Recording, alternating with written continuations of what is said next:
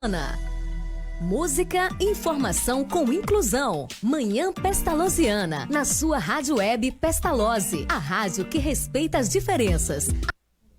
Olá, meu povo, muito bom dia para você que está aí nos acompanhando pelo Facebook. Aqui é Rádio Web Pestalozzi Teixeira de Freitas. Eu sou Josa Torres e nós vamos ficar juntinhos no programa Manhã Pestalozziana desta terça-feira, dia 22 de novembro. Uma manhã chuvosa, um dia chuvoso, que prevê para a gente aí aquela vontade de ficar quietinho no nosso canto, no sofá, com uma cobertinha assistindo um bom filme. Mas a gente está aqui, né? Firme e forte, trabalhando com você e para você. Beijo no seu coração, eu já te agradeço por estar conosco. Como eu disse, hoje é terça-feira, 22 de novembro. Faltam 36 dias para nós chegarmos àquele momento maravilhoso que é o Natal. O Natal, como eu disse ontem, né? Um período de confraternização, onde você recebe sua família, aqueles que são mais distantes, ou mesmo os que estão perto, mas é um momento que param para fazer a confraternização familiar ou não, aquela também da família da sua empresa. Então, faltam 36 dias para o Natal e faltam 40 dias para o novo ano 2023 chegando, contagem regressiva para mim e para você. E olha só, eu costumo dizer que aqui na Rádio Web nós temos novidade todos os dias. E a minha novidade hoje é muito linda. Eu estou recebendo aqui a Laís Porto, ela que é de Salvador. E, gente, ela é fonoaudióloga com especialização em estimulação para pessoas com deficiências. E a gente vai estar conversando sobre isso com a Laís. Eu já agradeço, Laís, a sua presença. Muito bom dia. Obrigada por ter vindo, viu? Bom dia. Eu que agradeço o convite. Nós ficamos muito felizes. Eu conheci a Laís já há um tempo atrás, né, num evento que a gente participou. Mas eu já vou assim dizendo para você, viu, Laís? Nós vamos falar sobre dois assuntos que é muito importante. Como eu disse para você lá naquela mensagem que eu coloquei no Zap, né? Nós vamos falar sobre a importância da estimulação para pessoas com deficiência, porque é a sua área de trabalho. E nós, na Pestalozzi, trabalhamos com também reabilitação, porque nós atendemos um público com deficiência, né? Então, é importante a gente falar sobre isso. Mas nós vamos conversar um pouquinho também sobre uma data maravilhosa, que foi o dia de domingo, Dia da Consciência Negra, já que você também trabalha com essa questão da leitura negra. Então, é muito importante a gente falar sobre isso. Nós temos um canal de comunicação nas mãos e a gente precisa usá-lo da melhor forma, né, Laís? Então, nós estamos com a Laís e nós vamos agora debruçar-nos nesta maravilhosa conversa. Eu diria, não entrevista não, um bate-papo de amigas. Sim. Tá bom? Então, quero mandar um abraço antes disso para o nosso aniversariante, Osemar Santos. Ele é nosso educando aqui da Pestalozzi e nós cantamos parabéns para você, viu, Osemar? Com muito carinho. Obrigada a todos que estão aqui também no estúdio com a gente, na Técnica Júnior, todos os que estão nos visitando, que passam por aqui pela Rádio Pestalozzi. Vamos então, Laís. Eu disse que a Laís ela é fonoaudióloga, especialista em estimulação com pessoas com deficiência e tem outras coisas, gente. Eu falei só isso, mas olha só. A Laís é fonoaudióloga com especialização em pessoas com deficiência, estimulação e reabilitação de pacientes com deficiência intelectual, transtorno do aspecto autista e síndrome de Down. É uma profissional de respeito, viu, amiga? Eu quero começar perguntando a você, Laís, por que você escolheu essa área? Porque quando a gente escolhe uma profissão, a gente procura muitas e muitas vezes se identificar com ela, né? Então, por que a Laís escolheu essa área? Bom, primeiro, novamente, agradecer o convite de estar aqui na Pestalozzi conversando com você, né, sobre essas duas temáticas que são importantíssimas para a gente. E eu acredito que a minha resposta tem tudo a ver também com o movimento negro, né, com a vida das pessoas negras. Então, Manhã, ela é técnica de enfermagem. E nós sabemos que na área da saúde, para onde é colocada a mulher negra, né? É sempre nessas áreas muito mais braçais. Então, é comum você achar uma mulher negra no hospital, a técnica de enfermagem. Você não primeiro pensa que ela é uma médica. Ou primeiro você pensa que ela é enfermeira. Ou você acha que ela é a técnica de enfermagem ou auxiliar de serviços gerais. Né? Vai lá para o último plano. Exatamente. E Mainha, ela é do subúrbio ferroviário em Salvador. Então, essa foi a única alternativa que ela podia ter para conseguir também sair do que era posto para ela naquele lugar. Uma mulher negra no subúrbio ferroviário, o que é que estava posto para essa mulher, né? Engravidar, ser dona de casa, não menosprezando essas profissões, sim. Mas colocando essa como a única resposta para a vida de pessoas negras. Nós temos mais respostas.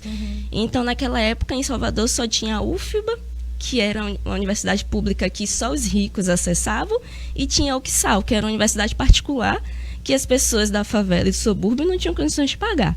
Então, Mainha fez um curso técnico. Então, eu sempre vivi nessa área, né? Eu acompanhava a Mainha nos postos de saúde, que hoje em dia é unidade básica, acompanhava a Mainha nos hospitais, então eu cresci na área de saúde, né? Vivendo muito o que é a saúde. E além disso, esse também foi o resultado para minhas outras 5 tias, ou seja, minha avó teve 12 filhos, e dentre esses, 6 mulheres, todas as 6 são técnicas de enfermagem. E aí eu consigo romper também essa barreira, e entrei em uma universidade pública. Eu sou formado pela UNEB de Salvador em fonoaudiologia. Então, Mainha rompeu essa barreira e eu fui depois dela e consegui romper um pouco mais essa barreira. Eu tenho primas que são técnicas de enfermagem também. E, novamente, não é menosprezando a profissão, mas é pontuando e denunciando que essa não é a nossa única saída, a nossa única alternativa. Nós podemos fazer muito mais. Então, eu quis romper esse ciclo. E eu quis romper esse ciclo dentro da área de saúde. Mas eu não queria medicina também, não queria enfermagem, não gosto de mexer com sangue, não gosto de hospital. E eu fiquei, meu Deus, o que é que eu vou fazer também, então, na área de saúde? Eu gosto muito de criança. Gosto muito de trabalhar com criança, com adolescente. E eu gosto de trabalhar com a comunicação. Então, eu falei assim, eu vou para fonoaudiologia. Veio o nome da clínica, do lugar, ou do projeto que você trabalha, que é Comunicar Terapia. Comunicar Terapia. Isso. E aí, eu achei a fonoaudiologia. Na verdade, eu realmente fui procurando. E eu falei, meu Deus, quais são as outras profissões da área de saúde que tem, que eu posso ir? E aí eu falei assim, tem uma profissão que trabalha a comunicação e trabalha com criança, que é as duas coisas que eu gosto. Então eu vou investir nisso. Só que eu não tinha condição de pagar uma faculdade particular, então eu tive que estudar muito para poder ou passar na UFBA ou passar na UNEB. Né? E aí, graças a Deus, com todos os esforços, não só meus, mas da minha família também, consegui passar no vestibular da UNEB. E aí eu me achei. Graças a Deus. Ah, tá. Então, gente, a importância da família, a gente vê logo aí, né, Laís? Nessa primeira pergunta de como que você chegou até essa profissão. A importância de você ter acompanhado sua mãe e dela ter passado essa experiência do cuidado com a saúde. É tão lindo ver que você tem uma família que muitas pessoas se preocupam com a saúde. Né, e ajudar as pessoas a viver melhor é uma coisa linda, né? E você chegou até a fonoaudiologia, né, que é uma área assim importantíssima. Eu digo também porque eu trabalho com comunicação, trabalho com música, e isso é super importante. O que você encontrou, Laís, de barreira nesse processo seu? Até chegar, independente da questão da negritude, que a gente vai falar depois. Mas que barreiras você encontrou para a Laís chegar à fonoaudiologia e fazer todas essas especializações que eu falei aqui? Então, a primeira barreira que a gente encontra é o vestibular. Né? O vestibular, ele é o resultado de um sistema meritocrático. E aí a gente sabe que a meritocracia, ela serve ao propósito de fazer com que quem está no poder permaneça e quem está sendo oprimido continue sendo oprimido. Então, o vestibular em si já é uma barreira. E após você superar essa barreira, tem a permanência na universidade. Como é que eu vou sobreviver à universidade? O meu curso na UNEB ele era diurno. Eu chegava às 7 horas da manhã e saía às 7 horas da noite, em uma universidade pública que não tinha RU. Eu tinha que levar minha marmita, né? O movimento de estudantil na UNEB lutou bastante para que a gente tivesse um restaurante universitário, mas enquanto isso a gente tinha que levar nossa marmita. Como é que eu vou sobreviver também com muitas xerox, muitos livros, professores cobrando, sem olhar de forma especial para aquele aluno e só cobrando, né? Para que você consiga produzir. Então, a permanência na universidade é muito difícil. Eu tive muitos colegas que desistiram. Cobram resultados sem te dar as possibilidades para fazer. Exatamente. Isso, né? E aí, eu fui bolsista também de pesquisa, de extensão, mas como é que eu vou sobreviver com uma bolsa de R$300 na universidade? Nossa. Paga apenas o meu transporte, né? A minha ida, exatamente. E hoje eu acho que nem isso consegue pagar com esse valor. Exatamente. Tem que então eu tive meus pais que me ajudaram bastante. Eu não precisei trabalhar formalmente, não, e isso foi porque a minha família me sustentou durante esse período, né? E aí a gente pontua também, nós fonoaudiólogos e estudantes, que a fonoaudiologia é uma profissão muito elitista, congressos de R$800. E aí fazem uma promoção para estudantes e colocam de R$500. Como é que eu vou pagar uma inscrição de R$500? Eu ganho a bolsa de R$300. Não é cabível isso. E a conta não fecha. Exatamente. Né, então, fui atrás de tudo que a universidade poderia me propor para que eu tivesse um currículo de peso. Para quando eu fosse para as entrevistas, as pessoas não olhassem só para o meu cabelo, não olhassem só para a minha cor da pele, visto que eu tinha um currículo e que eu tinha uma formação acadêmica e teórica da profissão. Então, eu fiz pesquisa, fiz extensão, fiz o ensino, fiz tudo que tinha direito. Estágio curricular e extracurricular. Inclusive, no meu primeiro emprego, assim que eu me formei, eu consegui um emprego recém-formado. Formei em dezembro. Em janeiro, fiz o processo seletivo da empresa e em fevereiro comecei a trabalhar. E aí, uma das coisas que eles falaram é que o meu currículo para um recém-formado estava muito bom. Então, assim, eu sabia que as pessoas iam olhar para mim e ver primeiro a minha cor e ia ver primeiro o meu cabelo. Então, o que é que eu posso fazer para também propor outra coisa para ele? Falei assim, olha, eu tenho formação técnica para poder atuar aqui como fonoaudióloga. Então, eu tive que correr atrás de todos esses processos de especialização, mas isso também não me protege do racismo, né? Que acontece nas nossas vidas. Então, nesse meu primeiro emprego, eu estava numa sala que tinha na porta fonoaudiologia, ou seja, era a sala da fonoaudióloga. Eu estava usando jaleco, no meu jaleco estava escrito fonoaudióloga Laís Porto, e meus pacientes estavam em uma mesa, eu estava fazendo avaliação, então eu estava fora da mesa. Uma senhora abriu a porta, olhou para mim, olhou para os pacientes, olhou para mim de volta e perguntou onde está a fonoaudióloga. E eu fiquei assim, então, calma. Então, o que é que eu sou aqui? Eu com jaleco, escrito fonoaudióloga, na sala da fonoaudióloga, o que é que eu posso ser? E ela perguntou onde está a fonoaudióloga? Será que ela pensou que era um paciente que pegou o jaleco da fono? Será que ela pensou que eu ia vender pipoca? Né? Os pipoqueiros que usam jaleco. Então, assim, o que é que eu sou fonoaudióloga? Está escrito no meu jaleco, está escrito na porta da sala, né? Então, assim, mesmo com esse currículo, mesmo com essa formação, não nos protegem. Então, é um processo de o tempo inteiro a gente está em disputa desse espaço. Então, esse é a primeira barreira que a gente precisa quebrar. Quebrando essa barreira, a Laís quebrou essa barreira, graças a Deus, chegou exatamente na sua profissão. Agora vamos falar sobre a importância dessa reabilitação e estimulação, sobretudo em pessoas com deficiência. É importante em qualquer ser humano, né? Que, por exemplo, tem um acidente, nasce com uma sequela, mas especificamente nas pessoas deficientes, Laís, qual é essa importância? Sim. A reabilitação e também a estimulação precoce, né? A cada dia mais a gente vem falando sobre a importância dessa estimulação precoce, de levar com 1 ano, com 2 anos, antes dos 3 anos, antes de fechar até um diagnóstico. Nós sabemos que O autismo não é fechado antes dos 3 anos, mas é importante a gente estar no processo de estimulação até para conseguir resultados benéficos, né? Para o futuro dessa criança. Então, a estimulação precoce também é muito importante, assim como a reabilitação. E a reabilitação que a gente faz na área de saúde não é apenas visando a saúde física, a saúde biológica. É uma reabilitação que promove inserção social.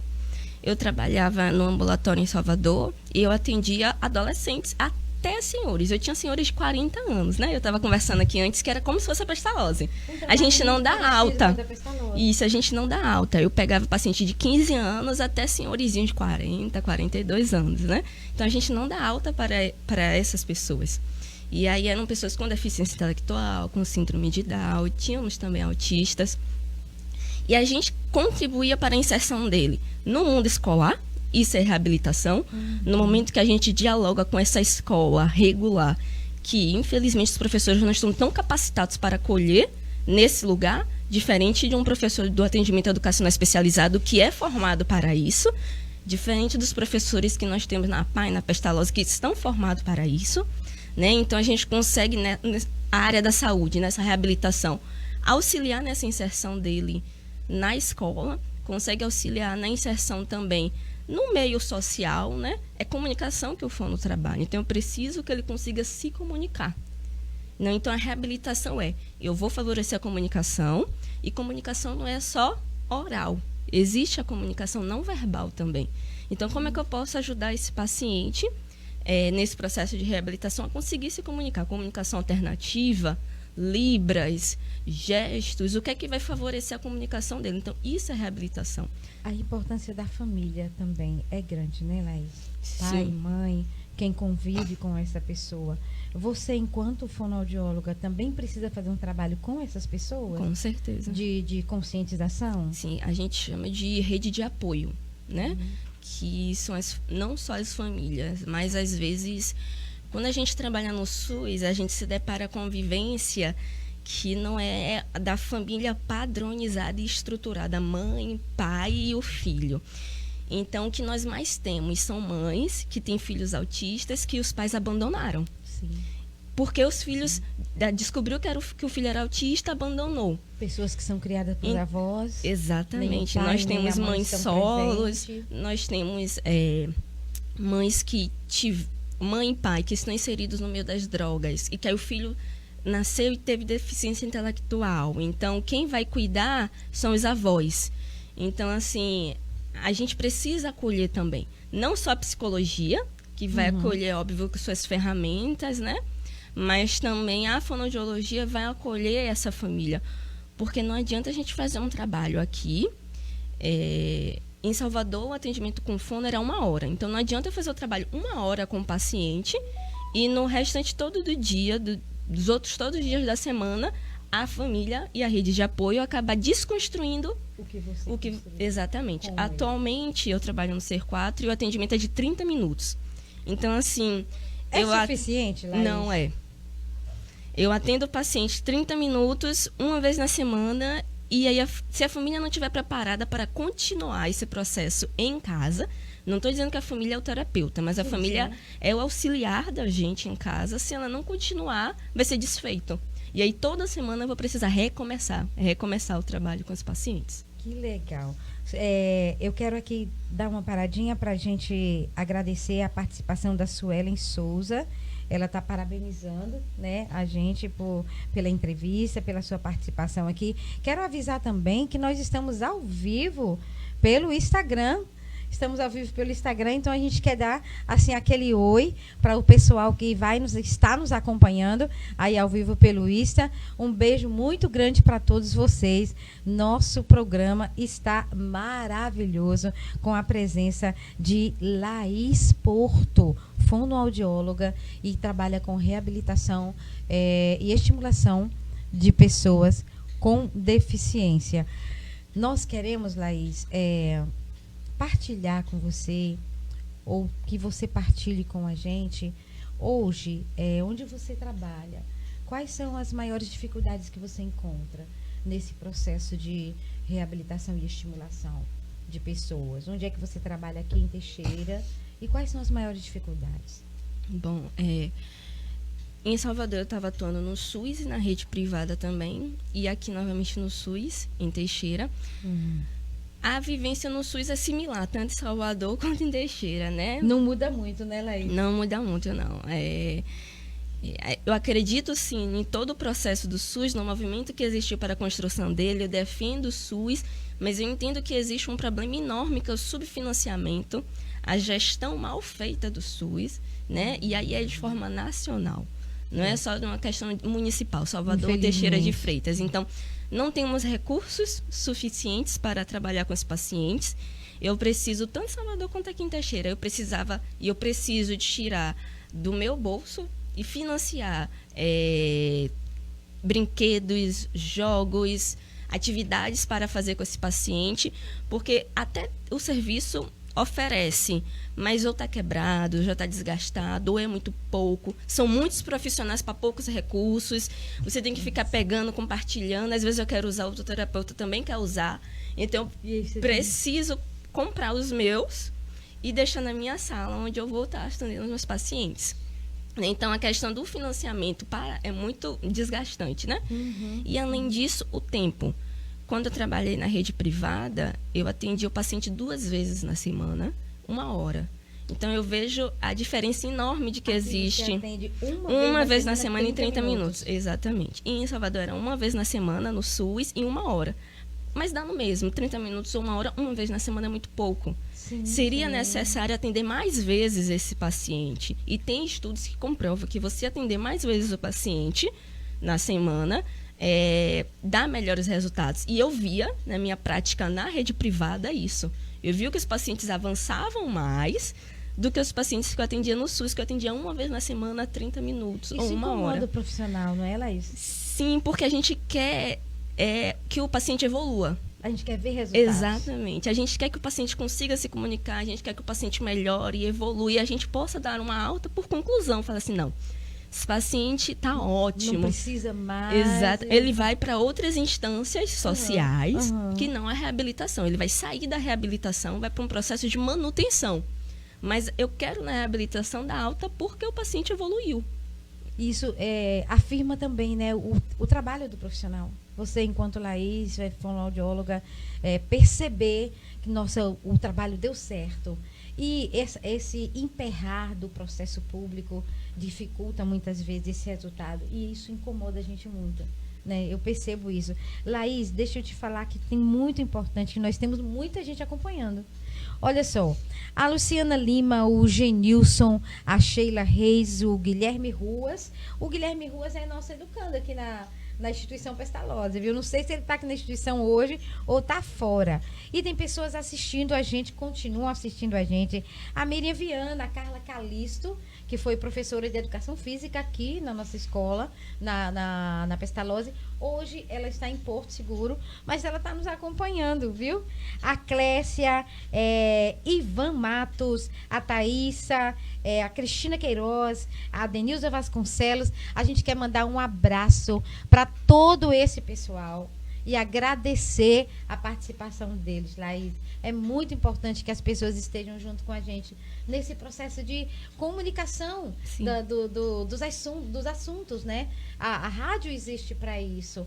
A gente trouxe você enquanto profissional para isso. Então, é interessante que vocês estejam nos acompanhando. Tenho certeza que a Laís também gosta muito disso. E partilhe isso com as pessoas. A professora Danda, ela sempre dizia, quando ela estava aqui nessa bancada, ou quando ela está, que às vezes precisa estar, ela diz assim, gente, por favor, compartilhe, façam aí o seu cliquezinho, dá um joinha, manda para um amigo, que é muito importante a gente divulgar isso, né? Não é à toa que a gente tem esse meio de comunicação aqui com a gente. A sua experiência, Laís, para a gente é muito legal. Primeiro porque a gente vê, né, quem está nos assistindo, graças a Deus nós estamos numa rádio web, então a gente pode ver as pessoas. A gente vê que você é uma pessoa extremamente jovem, muito jovem, com uma experiência tão grande, numa área tão importante, onde a gente tem poucos profissionais, né? A gente tem bastante médicos, a gente tem bastante enfermeiros, a gente tem bastante técnicos de enfermagem, mas aí quando parte para uma área mais específica, aí vai diminuindo, né? A fonoaudiologia é uma delas. Você acha isso? Sim, assim como a nutrição, assim como a farmácia, né? São profissões que a gente não consegue ver tanto as pessoas negras nesses lugares, né? Mas existe. Eu lembro que quando eu estava na graduação, eu queria muito conhecer um fono negro. E eu ficava, meu Deus, será que... E eu queria uma referência, né? Para me espelhar. Eu falei assim, não, é possível. Eu vou me formar, vou ter um emprego... E aí vou trabalhar. Vou ter sucesso. Porque a gente na graduação fica pensando, será que a profissão que eu escolhi vai me trazer resultado? Né? E aí, assim... E quando a gente fala resultado, a gente não fica pensando que é financeiro só. Não só isso, não. Não é? É muito mais outra coisa. É o financeiro também, porque você vai sobreviver de quê? Você precisa do financeiro. Mas eu acho que a maior... É maior que isso, exatamente. Porque foram 5 anos em universidade que você gastou intelecto, tempo, dinheiro, sabe, esforço, tudo. E aí você não é o ser recompensada, mas será que vai dar certo? Será que todo o seu esforço vai dar certo? Então eu queria muito ter um fono preto para ter como referência. E aí eu não tive. E então eu vi nas minhas colegas, eu tive muitas colegas que hoje são fonoaudiólogas, se formaram junto comigo, e aí eu falo assim, não, hoje aqui eu tenho referências. E aí, mês passado, eu fui convidada para participar de um grupo de estudo da UNEB, da área de saúde. Uma professora que me conheceu enquanto estudante.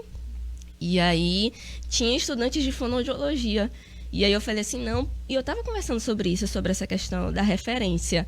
E aí, eu pontuei alguns nomes de fonoaudiólogos negros. E um estudante lá da UNEB falou assim, você também agora você é uma referência. Eu falei assim, nossa, então eu que tanto busquei uma referência enquanto estava na graduação, você ser referência. Hoje eu vejo que tem um estudante no mesmo lugar onde eu estive que acha que eu sou uma referência. Então é muito importante. Então eu fico pensando, não, deu certo. Tudo aquilo que eu fiz lá, hoje em dia está dando resultado. Estava no caminho certo. Exatamente. Né? Isso é muito legal. Vamos não encerrar a entrevista, mas vamos agora falar um pouco sobre outro assunto. Antes eu queria que você deixasse um recadinho para as pessoas, para as mães, para os pais, para os cuidadores, né? Tios, tias, avós, que têm pessoas com deficiência em casa, seja ela qual for. Qual é o recado que a fonoaudióloga passa para essas pessoas? E eu digo isso por causa dos nossos pais aqui da Pestalozzi. É um recadinho para eles, porque nós trabalhamos com pessoas nessa área. Sim, sim. Eu tenho uma discussão muito interessante, né? Que as pessoas às vezes pontuam empatia, que é como se colocar no lugar do outro. Mas eu acho muito difícil, a gente não consegue se colocar no lugar do outro. A empatia também não é isso. A empatia, a gente é tentar se solidarizar com o lugar que o outro está. Né? De onde eu estou, eu vou ser solidária para onde o outro está. E o que é que eu posso fazer com isso? Né? Para contribuir para que essa pessoa possa melhorar. Então, assim, eu nunca que vou entender o que é ser uma mãe de uma criança autista, de uma criança com síndrome de Down. Eu nunca vou entender o que é isso. Eu não estou nesse lugar. Primeiro que eu não sou mãe. Então, eu já não entendo o que é isso aí, a maternagem. E segundo que não sou mãe de uma criança que tem uma deficiência, que tem um déficit cognitivo. Mas eu, enquanto profissional de saúde, amo da mesma forma os filhos dessas mães, porque eu atendo e quero que eles evoluam. Então, eu me solidarizo com essas mães e eu entendo que é muito cansativo mesmo. Às vezes, as mães vêm de outro município aqui de Teixeira. Aqui na escola também. Eu atendo paciente 7 horas da manhã. A mãe vem de ônibus, às vezes é ambulância. Às vezes o município coloca o paciente, ele vem em uma ambulância na parte de trás da ambulância. Então, olha como esse paciente aqui chega cansado, chega com sono, às vezes chega com fome, às vezes chega sem tomar banho. E aí eu vou fazer um atendimento de 30 minutos com esse paciente. Então eu preciso dar o meu melhor para tudo isso. Então, assim, eu espero que essas mães e esses pais também, porque eu cobro responsabilidade dos pais, mesmo os que não estejam juntos, mesmo separados, eles têm também responsabilidade para com esses filhos. Eu quero dizer que continue. Porque do lado de cá, onde tem os profissionais, de saúde e de educação também, nós estamos fazendo o nosso melhor para contribuir para o sucesso do filho de vocês. Então, eu consigo me solidarizar. Não sei o que você sente, Sim, né? sim. Porque isso eu não consigo sentir, mas eu consigo me solidarizar com todo o trabalho, com todo o esforço, com às vezes o cansaço que existe, muitas vezes existe o cansaço dessas mães. E a gente precisa entender que esse cansaço é real, né? E aí que eles também possam, né, ver que a gente está se solidarizando. Então, assim, continue com todos esses esforços, que a gente também está fazendo os nossos esforços. Aqui na Pestalozzi, a gente sabe bem o que é isso, Laís, porque a gente também enfrenta isso, né? A gente também recebe educandos de outros lugares, pessoas para Pestalozzi que são de Alcobaça, de Prado, do lugar, até de Itamaraju, Sim. que é um pouquinho mais longe, Sim, também. mas tem. Então, a gente percebe também isso. Eles vêm de carro da prefeitura, eles vêm de ambulância. E é o que você falou. É a dificuldade de chegar, é o cansaço, né? Mas é muito importante que o profissional, por isso que eu pedi você para dar esse recado, que o profissional passe para essa pessoa que está trazendo o educando, o paciente, que você está entendendo tudo isso, né? Que se por acaso não aconteceu o que ela pensou, não é por culpa dela. Porque muitas vezes pai e mãe acham que é culpa dele, muitas vezes. E não é, né? Então é muito importante isso. Obrigada, Laís, por tudo isso que você falou sobre a importância da reabilitação, da estimulação precoce. Papai e mamãe aí, ó, seus filhos, qualquer coisa que perceberem, levando no pediatra, já começa e identifica, encontra uma pessoa que tem experiência em reabilitação, né, e leve para fazer reabilitação. Foi isso que eu entendi com a fala de Laís. Não espere ter o diagnóstico completo, Sim. porque mal não vai fazer. Sim, né? verdade. Igual um remédio natural que você toma, um chá, alguma coisa assim. Se ele não te fizer bem, o mal também ele não vai te fazer. Então, assim, é muito importante isso. Obrigada, Laís. Nós vamos agora conversar um pouquinho sobre essa outra parte sua, que é a leitura negra. Você colocou a importância e como que está ligado. Como que está ligado esse processo seu de leitura negra, de experiência com a negritude, de tudo que você passou com a sua profissão. Domingo, dia 20, foi o Dia da Consciência Negra. E eu li hoje uma frase que me chamou muita atenção, que fala bem assim, não precisamos de um dia de consciência negra, branca, parda ou de qualquer cor. Precisamos, sim, de 365 dias de consciência humana. Eu achei essa frase belíssima, muito importante. A gente tem o Dia da Consciência Negra, até porque é uma forma da gente falar assim, ei, estou aqui, tal. Se não falarmos do jeito que você falou, com a sua profissão, com a sua carreira correndo, procurando fazer o que você fez. Tem muitas pessoas que não conseguiram fazer o que você fez, e são negros, e estão aí na vida, batalhando. Então, por isso, nós precisamos do dia 20. Precisamos, sim. Mas essa frase me chamou muita atenção.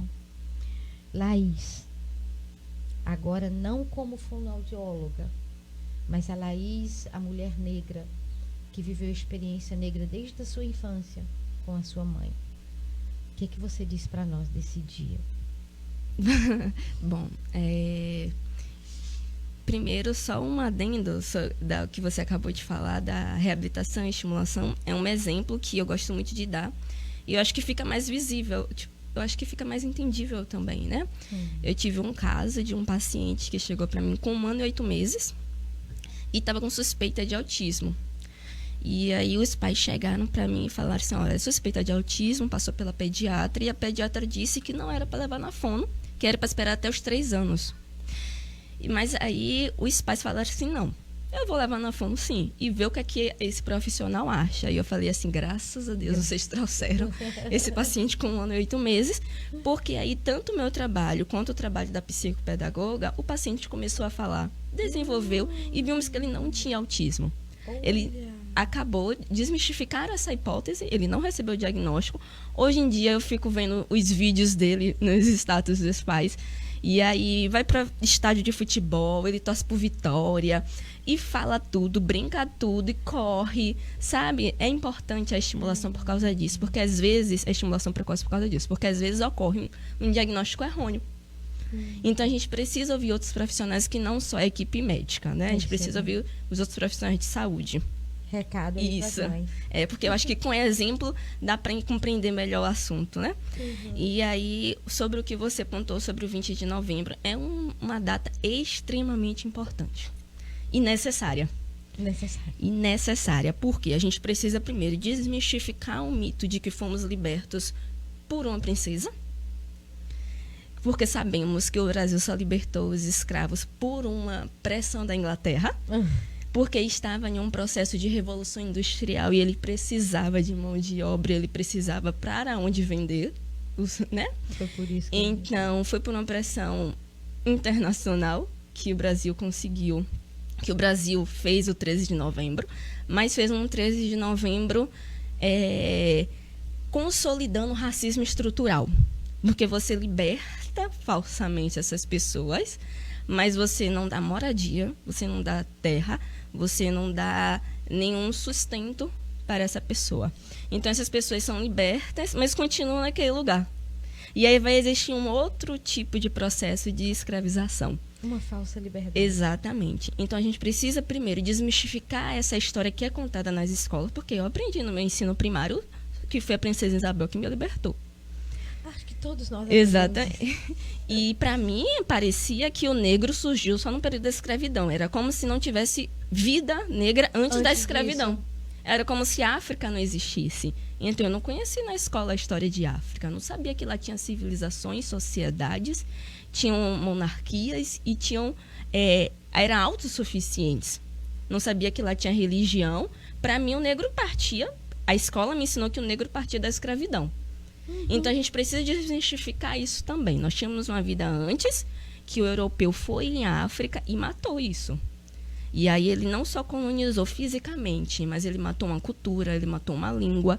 A África é um continente com diversas línguas. Iorubá, Quimbundo e tudo mais. E a gente não conhece essas línguas. Realmente. Mas na escola nós estamos aprendendo inglês.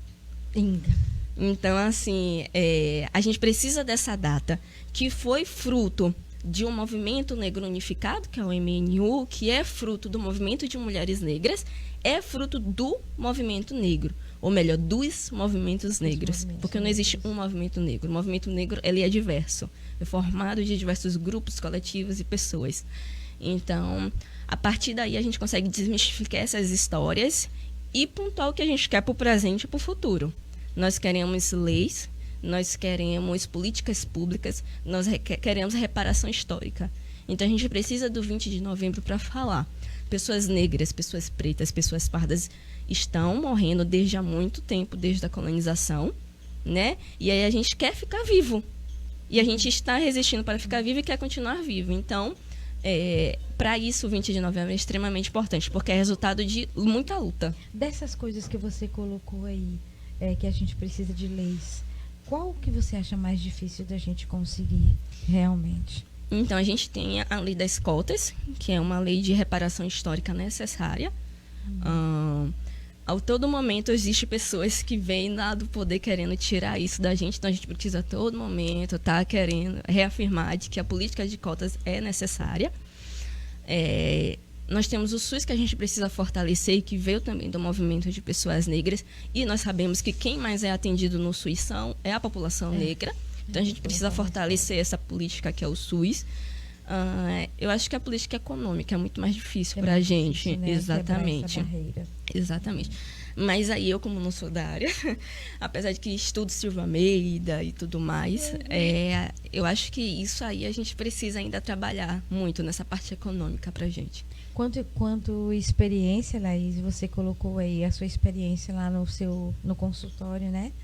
Da mulher que entrou enquanto você estava atendendo. E eu passei por uma experiência, né, também, assim, dolorida, mas que hoje já tirei de letra. Eu trabalhava num lugar, uma repartição pública, estadual, e eu trabalhava coordenando um projeto. Eu saí da minha sala um dia e encontrei um senhor na recepção. E ele olhou para mim assim e falou assim: mocinha, você pode pegar um café para mim? Aí a minha colega, que era a recepcionista, branca, falou para ele: não, senhor, ela não é a menina do café. Pode deixar que eu vou pegar o café pro senhor. Pode ir, Josa, vai tomar seu café. E assim, naquela época me doeu muito isso, né? Porque ele olhou para mim, ele não perguntou nada a ninguém, ele simplesmente, por que eu seria a menina do café? Não desmerecendo, é igual você falou, não desmerecendo ninguém. Quem varre, quem faz café, quem cozinha, não.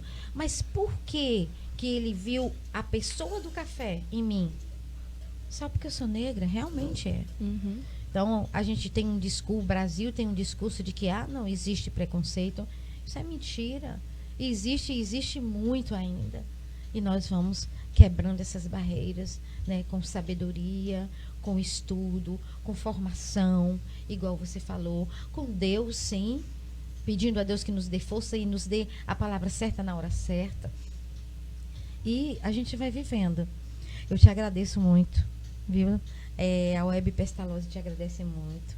A Pestalozzi te convida para quando você puder, aí no meio, eu sei que seu tempo é corrido, é uma profissional que está aí o tempo todo trabalhando, participa do Mutirô, nós vamos falar do Mutirô daqui a pouquinho com outra pessoa, mas a gente te agradece e te convida para quando você puder vir nos visitar nossos alunos, conhecer os nossos educandos, os nossos professores. E muito obrigada, Laís. Deus abençoe você, sua profissão, toda a sua vida. Eu que agradeço. E eu quero finalizar só com um outro exemplo. Tranquilo. Que aconteceu aqui em Teixeira e que me deixou bastante impactada para o bem. Né? Eu acho que a gente tem muitas experiências e vivências racistas que nós podemos compartilhar, né? E foram compartilhadas aqui. Mas teve uma vivência que eu passei aqui em Teixeira que me surpreendeu muito. Que eu tenho 28 anos e nesses 28 anos eu não tinha ainda vivido, né? Eu faço mestrado na UNEB, daqui de Teixeira. E aí um dia eu estava indo para lá no Uber e um senhor já dirigindo, ele confirmou a chegada, né? Falou assim: é a UNEB? Eu falei: sim, é a UNEB. E aí ele falou assim: você é estudante ou educadora? Não, quando ele falou assim, eu falei assim: meu Deus. Ué, por que tá perguntando? Não, mas o que eu achei engraçado foi, ele primeiro me colocou no lugar de estudante. As pessoas não colocam a pessoa negra que está indo para a universidade pública no lugar de estudante. Sim. E segundo, me colocou no lugar de educadora, ou seja, eu seria uma professora universitária. Né? Então, tipo assim, nossa, ninguém nunca tinha me colocado nesse lugar. Enxergar isso. Ele olhou para mim e viu essas duas possibilidades. Aí eu falei assim: não, eu sou estudante. Porque um mês anterior, eu estava entrando na UNEB, e aí uma senhora da UAT, eu estava literalmente entrando, um pé dentro e um pé fora da UNEB, e ela gritou assim: você trabalha na Xerox? Tem a parte da cópia, né, da Xerox na UNEB. E aí eu falei assim: não. E continuei ela, e acabou. Mas assim, uma mulher negra entrando na UNEB, ela não ia estar entrando para estudar.